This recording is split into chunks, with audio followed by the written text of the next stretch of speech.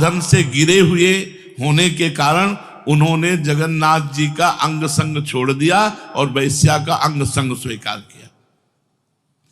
आश्चर्य की बात कि जब उनका शरीर पूरा हुआ, वैश्यागामी जो अंग संग सेवी थे, तो जब शरीर पूरा हुआ तो जगन्नाथ जी ने स्वप्न में अपने पार्षदों को आदेश किया कि उसकी अंत्येष्टि क्रिया हमारे पार्षदों जैसी की जाए।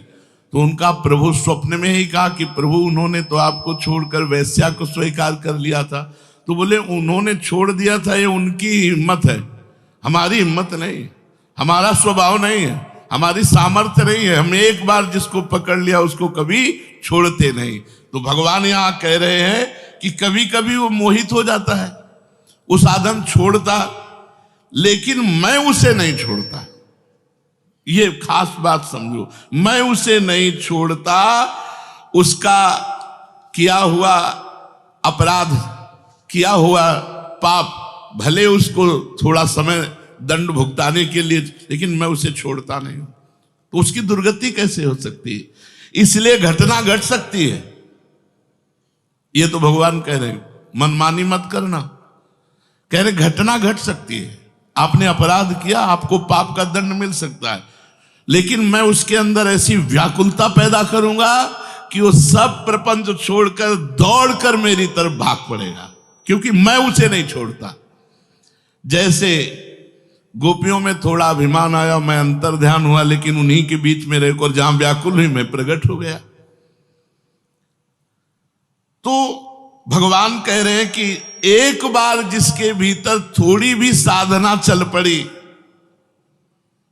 थोड़े भी संस्कार भक्ति के पड़ गए, नाम जप करना, वाणी पाठ करना, थोड़ा भी भगवत्कार, कर्म चैव तदर्थीयम सदित्येवाभिधीयते, तो उसका कभी पतन नहीं हो सकता जो संस्कार पड़ गया भक्ति का, क्योंकि सत वस्तु का कभी अभाव नहीं होता। तो फिर प्रभु गति क्या होती है उसकी? तो भगवान कह रहे प्राप्य पुण्य कृताम लोका नुषित्वा शाश्वती समाह शुचीनाम श्रीमताम गेहे योग भ्रष्टो भी जायते। आहा, प्राप्य पुण्य कृताम लोकान, उसने गंगा स्नान किया है, उसने नाम जप किया है, उसने वाणी पाठ किया है, उसने ठाकुर सेवा की, तो कोई साधारण है? बहुत बड़ा धनी है। भले लोक भ्रष्ट हो गया है, भले इंद्रियां उसके कब्जे में नहीं, भले मन उसके कब्जे में नहीं, लेकिन साधारण जीव नहीं है, वो भगवान का जन है। उसने नाम जप किया है, वाणी पाठ किया है, ठाकुर सेवा की, धामवास किया, तीर्थ अवगान किया। प्राप्य पुण्य कृताम लोकान, जो बड़े बड़े याज्ञिकों को, कि बोले इतने यज्ञ किए, अश्वमेध यज्ञ की, जो बड़े बड़े याज्ञिकों को जो सांगोपांग करते हैं, उन लोगों को स्वर्ग आदि लोकों पर अधिकार होता है। इसलिए वो पुण्य कर्म कहते हैं तो पुण्य लोक उनको प्राप्त होते हैं। पाप कर्म करने वालों को नरक भेजा जाता है। परंतु साधक पुण्य कर्म थोड़े किए, भजन किए, तो जैसे किसी रास्ते में चल के उसकी वीआईपी व्यवस्था की जाए, ऐसी व्यवस्था उसकी होती है स्वर्ग में। जितने दिन उसको अगला जन्म नहीं मिलेगा, उतने दिन भारी व्यवस्था स्वर्ग में उसकी होगी। पुण्यवताम लोके, जो बड़े बड़े पुण्य आत्मा पुरुष प्राप्त करते हैं, इतनी अमुक यज्ञ की, अश्वमेध यज्ञ की सांगोपांग, उनको उसकी वीआईपी व्यवस्था होगी। प्राप्य पुण्य कृताम लोका नुषित्वा शाश्वती समाहा, उसको शुभ कर्म का परिश्रम, बड़े बड़े परिश्रम करके जो स्वर्ग आदि के भोग प्राप्त करते हैं, उसे न प्रार्थना करनी पड़ी है, न शुभ कर्म करना पड़ा है, न यज्ञ आदि कर्मों का सांगोपांग अनुष्ठान करना पड़ा है, उसकी ना स्वर्ग की चाह है, तो उसकी व्यवस्था होगी। शरीर छूटते ही दिव्य लोक में जाकर के दिव्य भोगों की व्यवस्था, क्योंकि मन चंचल था ना, इंद्रियां चंचल थी ना, मृत्यु लोक के भोगों में ले भोग, स्वर्ग के भोग, सुंदर सुंदर जितने भोग हैं उन सब की बाहुल्यता, वहां भोगों की जो वासना बनी थी उसके अनुसार भोग। मान लो स्त्री की तो एक से एक अप्सरा, दुनिया का सब वैभव स्वर्ग में विराजमान है, त्रिभुवन में। खूब भोगने के लिए सब एकत्रित कर दिया, क्योंकि भजनानंदी कोई साधारण थोड़ी है, उसकी वीआईपी व्यवस्था हुई। अब अंत समय से साधन में विचलित मना हो जाने के कारण जो बड़े बड़े परिश्रमों से पुण्यों से प्राप्त होता है वो ऐसे स्वाभाविक रूप से रास्ते में प्राप्त हो रहा है। ये उसकी गति नहीं है, ये अयाचिक वृत्ति से उसकी वीआईपी व्यवस्था है कि अब ले जा रहे हैं तो रास्ते में ऐसे थोड़ी कि कोड़ा मारते, पानी भी नहीं पिया रहे, धूप में ले जा, नहीं, सीधे उसको आनंद पूर्वक स्वर्ग आदि लोगों की दिव्य भोग वृत्तियां, जिन भोगों के लिए वो विचलित रहा है मनुष्य साधना करते समय, वो सारे भोग उसको वहां प्राप्त होंगे। वहां रहने पर इतना भोग दिलाया जाता है कि उसकी अरुचि हो जाती है स्वर्ग के भोगों से। तो मर्तलोक में आके दोबारा फंसेगा क्या? स्वर्ग के भोगों से अरुचि हो जाती है, जहां आसक्ति रही है वो भोग ही भोग उसको व्यवस्था कर दी जाती है, वो घृणा हो जाती है उसको स्वर्ग में ही भोगों से, इतनी वीआईपी व्यवस्था। क्योंकि अंदर से तो भजन था, उद्देश्य भगवान की प्राप्ति का था, तो स्वर्ग आदि के भोग भोगने पर उसे घृणा हो जाती है। वो अपनी वासना जो अंदर थी, जिनके कारण इंद्रियों मन को जीत नहीं पाया, वो देख लेता है, अरे अब ये तो मर्त्य लोक के भोग है, स्वर्ग के भोग, उसको वहां उसके अंदर घृणा हो जाती है।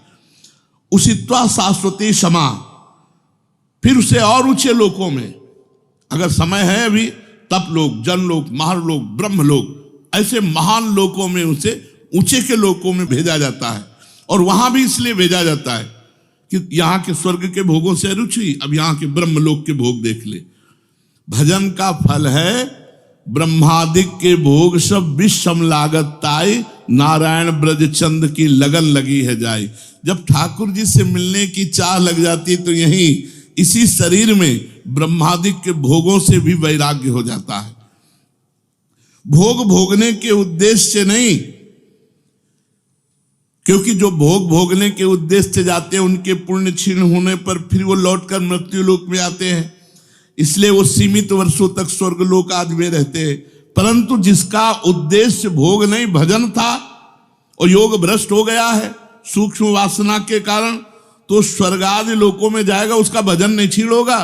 जैसे पुण्यात्मा स्वर्ग गया, भोग भोगा, तो उसका पुण्य क्षीण होगा, लेकिन इसका नहीं, इसका तो स्टॉक है, ये तो भागवतिक व्यवस्था है उसकी, ये ब्याज की व्यवस्था है। मूल तो ऐसे ही साधन संपत्ति है।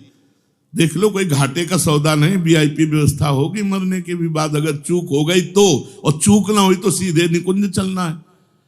वैसे यहां चूक हो जाए तो भी निकुंज जाना है, क्योंकि वृंदावन धाम है ना। अगर यहां शरीर छूटेगा तो यहां स्वर्ग थोड़ी ले जाए, देवताओं का प्रवेश है नहीं, यहां तो वृंदा सखी सहचरियों का है। वो बहुत वर्षों तक उसके भोग सुविधा की सीमा नहीं रहती, ऐसी व्यवस्था होती है। अच्छा, जो भोग भोगने के उद्देश्य से ऊंचे लोकों में जाते हैं उनको फिर पतित होना पड़ता है, लेकिन ये योग भ्रष्ट जब ऊंचे लोकों में जाता है तो पतित नहीं होता, उसकी साधन संपत्ति प्रकाशित रहती है ज्यों की त्यों, और उसका सद्भाव जागृत रहता है। सब मिथ्या है, भगवान मिथ्या करवाते करवाते ब्रह्मलोक तक के भोगों का मिथ्या। अब उन सुख भोगों को भोगने के बाद सुचि नाम श्रीमताम गेहे योग भ्रष्टो भी जाते। अब यहां जब प्रकट हुआ, कब उसका जन्म होगा? कोई सीमा रखी जाती है? अरुचि, अरुचि सीमा रखी जाती है। जब तक उसे भोगों में अरुचि नहीं होगी तब तक ऊपर के लोगों को भोगों में उसे रखा जाएगा। नरक वरक तो जाने की बात नहीं, वीआईपी भोग। जब अरुचि हो गई, अरुचि होगी ही, क्योंकि वो भगवान का भजन करता रहा है। वो ऐसा नहीं कि अब विश्राम मान ले कि अब अप्सरा मिल गई, विमान मिल गया, स्वर्ग मिल गया, अब यही नहीं। उसकी यात्रा नहीं रुकेगी, उसका भजन उसको कचुटेगा, उसके अंदर जलन पैदा होगी, अशांति हो जाएगी। ये सब भोग नहीं चाहिए, मुझे भगवान चाहिए, चलो ब्रह्मलोक। वहां भी ये नहीं चाहिए। तो अब सुचि नाम श्रीमताम गेहे योग भ्रष्टो भी जायते। अब योग भ्रष्ट जब मृत्यु लोक में लौटा तो जगत पूज्य घर में पैदा हुआ। जगत पूज्य घर में श्रीमान, सारा संसार जिसे झुके, ऐसे घरों में पैदा, उच्च कुल, भक्ति संपन्न। श्रीमान का मतलब होता है एक लौकिक शब्द होता है वैभव संपन्न, लेकिन भागवतिक वैभव संपन्न महापुरुषों के घर में उसका जन्म होता है। और लौटने का कारण जो है, उस कारण को भगवान जानते हैं, उसकी बहुतायत कर देते हैं। स्वर्ग भोगा, ब्रह्मलोक के भोग भोगे, और यहां सारे भोग उसके दे दे, ये ले, अरे भगवान का दास है कोई और, ये ले, ऐसे घर में पैदा किया। अब उसकी जो साधन संपत्ति उसको खोल देते हैं, अभी तक बंद रखा, हानि नहीं हो सकती।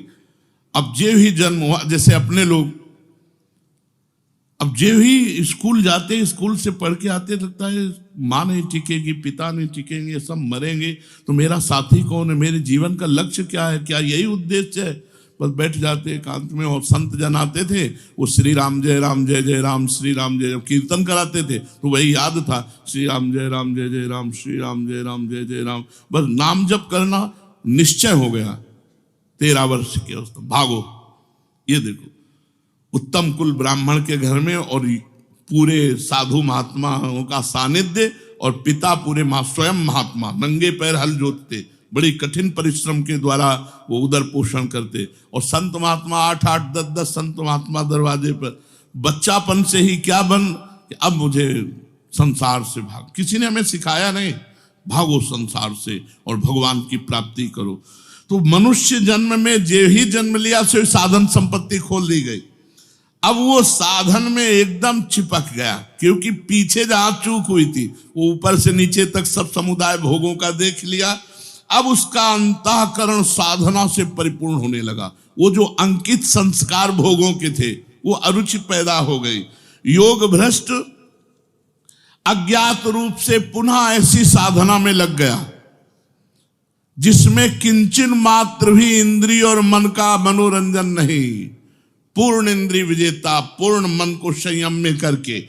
अब वो ऐसी योग भ्रष्ट जो पुरुष था, श्रीमानों के घर में जन्म लेकर के वो भोगों में फंसेगा नहीं, पुनः भजन में बड़ी तेजी से चल देगा, और ये उसका आखिरी जन्म होगा।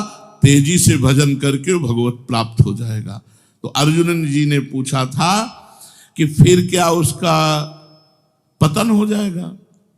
जो भगवान का भजन करता, भगवत प्राप्ति नहीं कर पाया, मन वश में नहीं हुआ, इंद्रिया वश में नहीं हुई, तो भगवान ने उत्तर दिया, वो ऊंचे के लोकों में जाकर खूब सुख भोग, जिन भोगों के लिए लालायित रहा था वो सब भोग मिलेंगे, और अंत में श्रीमान के घर में, कुलवानों के घर में जन्म लेकर भक्ति का ऐसा वातावरण मिलेगा कि जन्म से ही भगवान के भजन में लगकर वो इस जन्म में भगवान को प्राप्त कर लेगा। शेष चर्चा आगे। श्री राधा वल्लभ लाल की।